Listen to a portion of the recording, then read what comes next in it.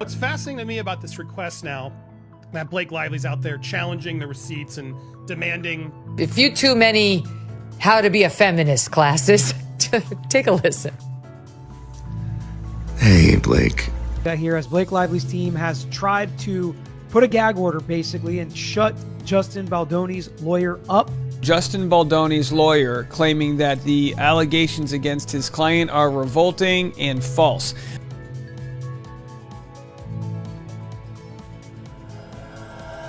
The legal battle between Blake Lively and Justin Baldoni has taken a dramatic turn, with Lively's team appearing increasingly desperate to discredit Baldoni's evidence and safeguard her reputation.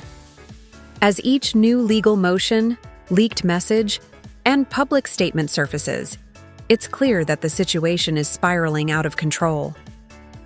Now, Blake and Ryan Reynolds' legal team is demanding more evidence from Baldoni, seemingly looking for cracks in his case. However, Baldoni's lawyer isn't backing down, delivering a fierce response that has completely shifted the dynamics of the case. Justin Baldoni from going on the offensive. Most courts do not like that. They frown upon using something as a sword and a shield. So I expect there will be at least some discussion of that when the court gets to it. But just because you filed a lawsuit, and even if you've commented on it publicly, if they find a lawyer is going too far, if they find a lawyer is doing things that are unethical or inappropriate, they will step in and they will stop that lawyer, and we will have some kind of gag order. So there are lines to all of this, but you have to make sure you be careful what you wish for when it comes to litigating things in the court of public opinion. All right, so let's get to what Lively and her team sent to the judge. Dear Judge Lyman, we write on behalf of plaintiff Blake Lively in the matter of Lively v. Wayfair et al. At this point, it seems Blake Lively's strategy is unraveling, and her legal team is clutching at straws. Blake and Ryan's legal team is pushing aggressively for more evidence to challenge Baldoni's claims, but their intense focus on his side's evidence, rather than presenting a solid defense of their own, raises significant doubts. If they truly had a strong case, why would they be scrambling for more information from Baldoni? This move reeks of desperation, and many are questioning whether they're stalling the case because they know their legal position is weaker than they're letting on. To me, this just plays like, wow, you really don't have anything. And one of the biggest questions that we've had, and I know, and I'm curious, like, is there a smoking gun that they're holding on to? Is this all part of it, and they're just trying to gather this, maybe? To me, to quote, I think it's Brian Friedman even said it, this is just a fishing expedition, is what he's, the quote. I had it, I just lost it. You're dealing with lawyers on the other side, or on Baldoni's side, who are extremely savvy. I've known Brian for 20 years. This is not going to go unresponded to. You know what I mean? So you can expect a vigorous counter reaction to this, and you can expect, look at the parties who potentially have texts and emails that may be really embarrassing to other people. And you have the whole Taylor Swift thing, you have her husband Ryan Reynolds, and whatever. There's going to be a lot of issues related to Ryan Reynolds because there's various privileges called like spousal communication privileges, the marital confidences privileges.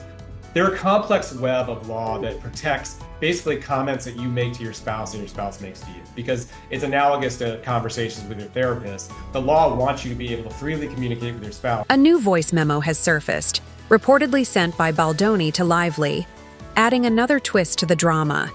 This latest leak has sparked a divide in public opinion, with some believing it supports Blake's claims, while others see it as Baldoni being open about his interactions with her. Regardless of where you stand, one thing is undeniable. This legal battle is unfolding in the public eye like never before. An update on the Justin Baldoni dust up with Blake Lively. You know that Justin and his team promised to start releasing all of his correspondence with her. They're saying, we'll be an open book. This is not a nice person. And Justin bent over backwards to accommodate her many, many demands, which included, according to him, taking over the film, rewriting scenes, all of which is very irregular for the co-star. That's what the producer does, maybe a director, certainly a writer, none of which she was. But they're saying she decided she wanted to take over and use the power of her fame and name and that of her husband, Ryan Reynolds, to bully Justin Baldoni into the fetal position. And this has been released now, according to TMZ. They're sourcing Justin, saying he's following through on his vow to release all his communications with Blake Lively, revealing a nearly 7-minute apology he sent her at 2 a.m. How to be a feminist, classes. Take a listen. Hey, Blake. It is 2 in the morning. Hopefully this does not wake you up. I want to start with an apology. Man, reading the second part of your message, my heart sank. And I'm really sorry. I for sure fell short.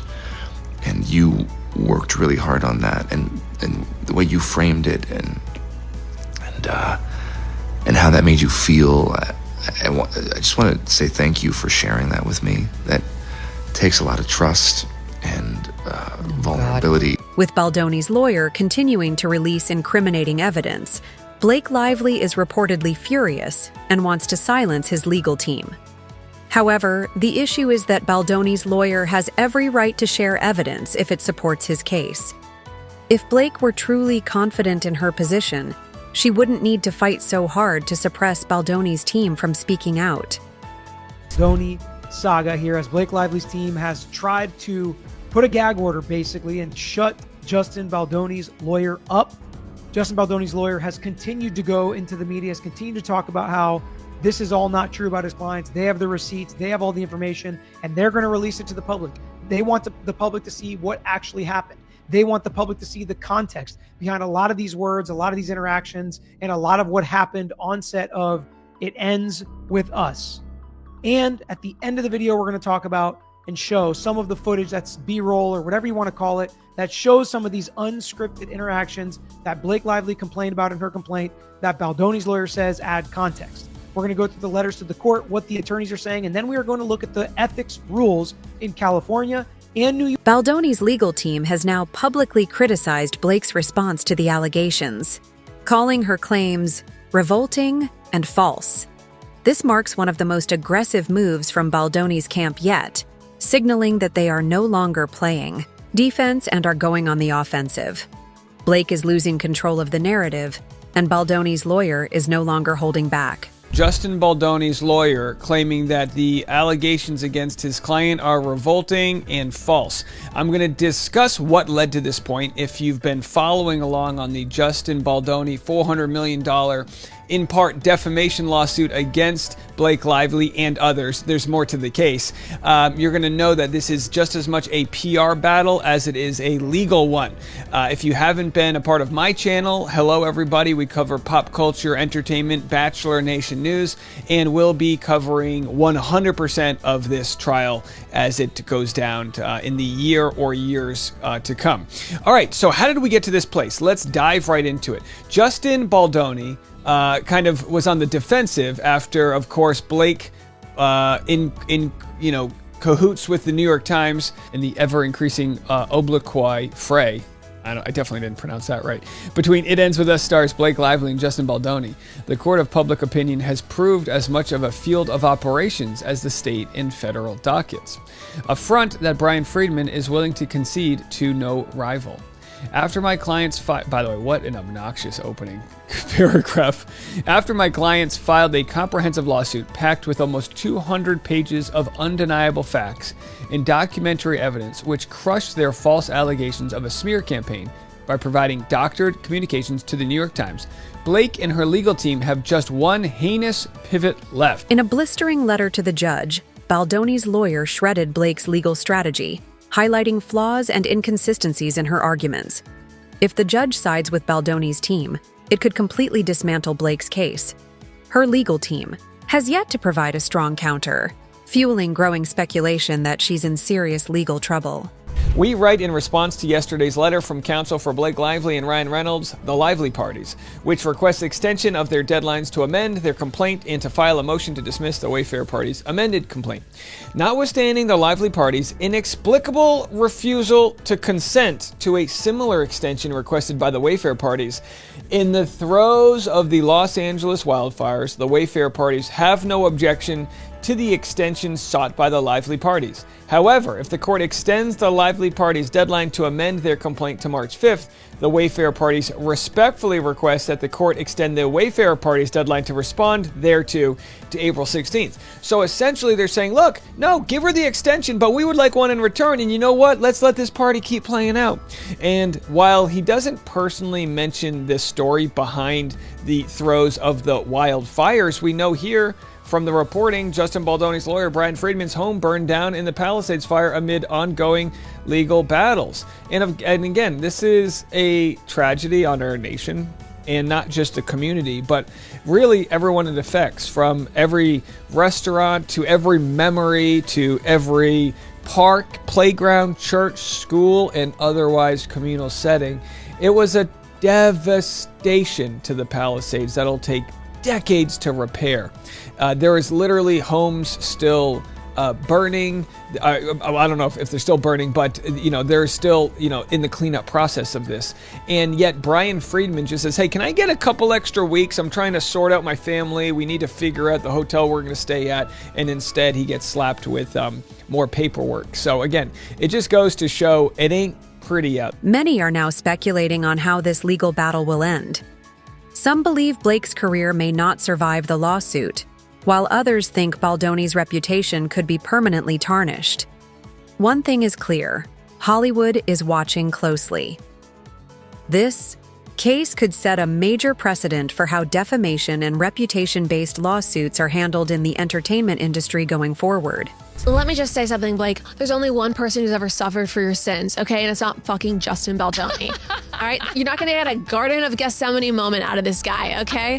You're not that powerful, bitch. Stand down.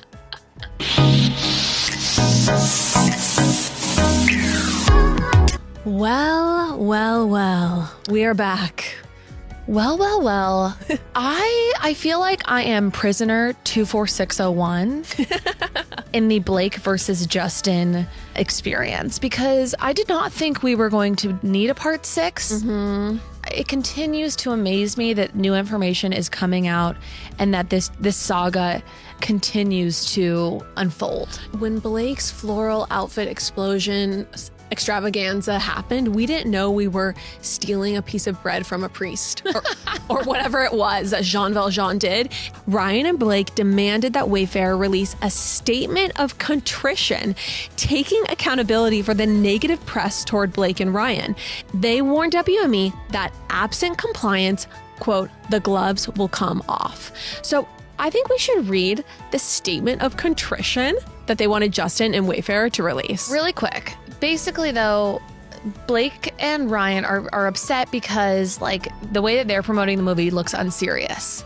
Exactly. Yeah. They're upset in the way that I think everyone is like responding to Blake's promotion. And so they want WME to, I guess, do some damage control and force Justin to essentially put out this bullshit statement. Baldoni's camp is now calling out Blake's latest legal strategy, accusing her of conducting a fishing expedition in search of anything that could be used against him.